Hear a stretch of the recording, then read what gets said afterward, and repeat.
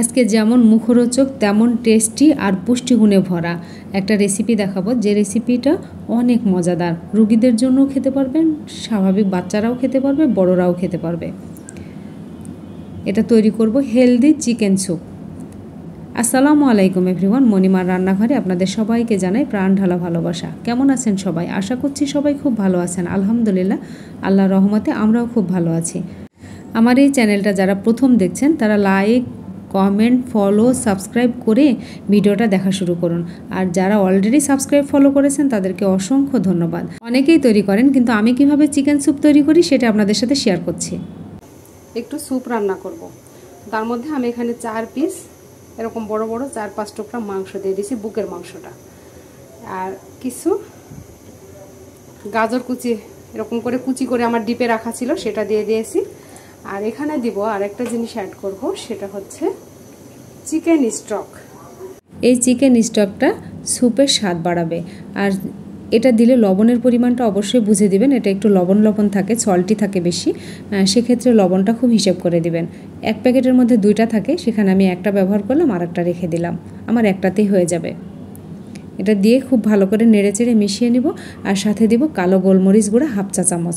আর গোলমরিচের গুঁড়াটা অবশ্যই হিসেব করে দিবেন, এটা কিন্তু ঝাল ছড়াই পরে।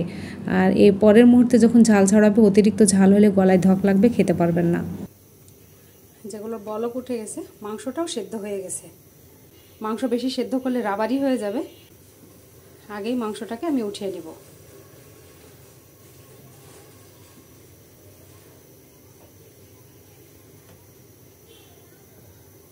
এটা এখন বলক হতে থাক। এটা যত ভালো বলক হবে তত খেয়ে মজা লাগবে। এটা বলক হতে থাক। আর গাজরটাও সেদ্ধ হবে।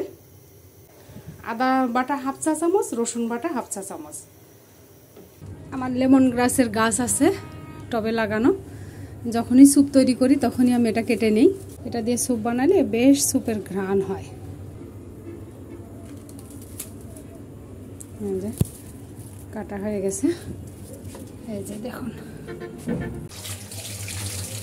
আর ধোয়া হয়ে গেছে। এবার আমি কেটে নিব। গ্যাস অন করে দিলাম। স্টক তৈরি করে রেখেছিলাম আমি আগে থেকে। স্টক তৈরি করে রাখলে সুবিধা হয়। আর এখন শুধু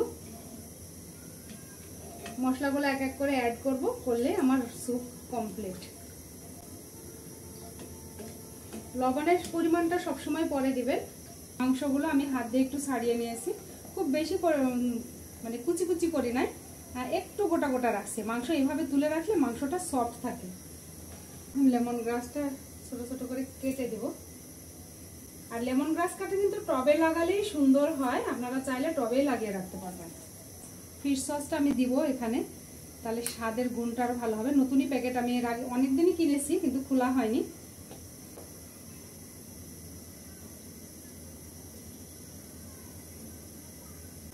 এক টেবিল চামচ পরিমাণ দিলাম। সয়া সস 1/2 চামচ পরিমাণ দিয়েছি। আমি 1 কাপ পরিমাণ পানি নিয়েছি, এটা ফিল্টার পানি। করে আমি কর্নফ্লাওয়ার গুলিয়ে নিব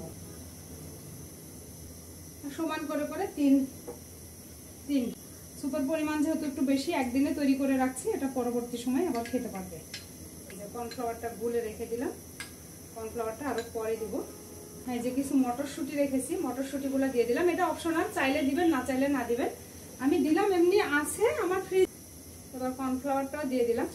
কর্নফ্লাওয়ার দিয়ে কিন্তু সঙ্গে সঙ্গে নাড়তে হবে। নাড়া বন্ধ করলে কিন্তু স্যুপ একদম ইয়ে হয়ে যাবে, দলা দলা হয়ে যাবে। দলা দলা হতে দেওয়া যাবে না। এখানে আরো 2 চামচ নিলাম, তাহলে মোট 5 চামচ গেল আমার কর্নফ্লাওয়ার। গোলমরিচের গুঁড়া কিন্তু সবসময় ঝাল পরে ছড়ায়, সেটা একটু হিসেব করে দিবেন, তাহলে তা না হলে কিন্তু ঝাল অনেক বেশি হয়ে যাবে, খেতে পারবে না, ধক লাগবে গলায়। মাংসের কুচিগুলো আমি এখন দিয়ে দিলাম। এই মাংসের কুচিটা কিন্তু বেশি জাল হলেই চিমড়া হয়ে যাবে, মানে একটা মানে রাবারের মতো হয়ে যায়, খেয়ে ভালো লাগে না, কোনো টেস্টই থাকে না। সেই জন্য সবসময় এরকম নামানোর কিছুক্ষণ আগে দিয়ে এটা নামিয়ে নিতে হবে। চুলা অফ করে দিলাম। চুলা অফ করে দিয়ে এই কাঁচামরিচটা দিলাম। এই কাঁচামরিচের ফ্লেভারটা খুব ভালো লাগবে, সেই জন্য আমি কাঁচামরিচ এখন দিলাম। আর ঝালের পরিমাণটা আপনারা সবসময় নিজেদের স্বাদ অনুযায়ী দিয়ে নেবেন।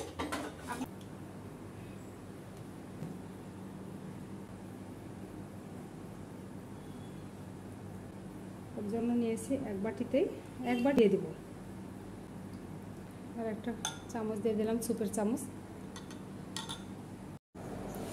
এই যে স্বাদে ম্যাজিক বলা হয় যেটাকে, সেটা হচ্ছে লেবু। স্যুপের মধ্যে লেবু দিলেই আপনার এই স্বাদটা কিন্তু দ্বিগুণ হবে। আমি এক্সট্রা কোনো টক ব্যবহার করিনি, কোনো সসও ব্যবহার করিনি। মাশাআল্লাহ, রেস্টুরেন্টকেও হার মানাবে এই স্বাদ। দেখা হবে নতুন কোনো রেসিপিতে। আজকে এই পর্যন্তই। আল্লাহ হাফেজ।